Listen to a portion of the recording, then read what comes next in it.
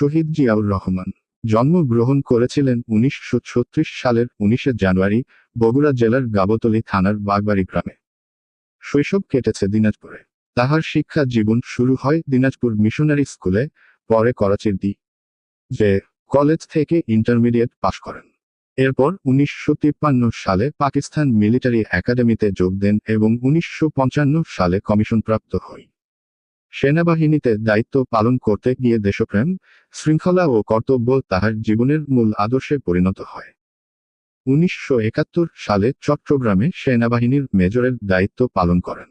পাকিস্তানি বাহিনী গণহত্যা শুরু করলে বঙ্গবন্ধু শেখ মুজিবুর রহমানের পক্ষে 26 মার্চ কালুরঘাট বেতার কেন্দ্র থেকে বাংলাদেশের স্বাধীনতা ঘোষণা করেন। এরপর মুক্তিযুদ্ধে 11 নম্বর সেক্টরের কমান্ডার হিসেবে নেতৃত্ব দেন এবং অসীম সাহসিকতার জন্য বীর উত্তম উপাধিতে ভূষিত হয়। স্বাধীনতার পরে বাংলাদেশ সেনাবাহিনীর বিভিন্ন পদে দায়িত্ব পালন করেন।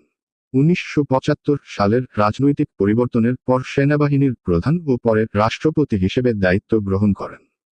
1978 সালে বাংলাদেশ জাতীয়তাবাদী দল বিএনপি প্রতিষ্ঠা করেন, যার মূল আদর্শ ছিল বাংলাদেশী জাতীয়তাবাদ।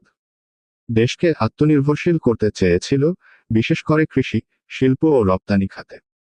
দুর্নীতি কমানো, প্রশাসনিক সংস্কার ও জনগণের অংশগ্রহণ নিশ্চিত করার চেষ্টা করেছেন তিনি।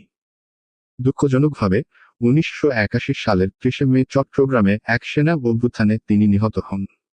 তাহার বিশ্বাস ছিল, দৃঢ় নেতৃত্ব ও জাতীয় চেতনার মাধ্যমে একটি স্বাধীন, স্বনির্ভর ও মর্যাদাশীল বাংলাদেশ গড়ে তোলা সম্ভব। তাহার বিশ্বাস ছিল দেশের জন্য নিঃস্বার্থভাবে কাজ করলেই একজন সত্যিকার নেতার পরিচয় পাওয়া যায়।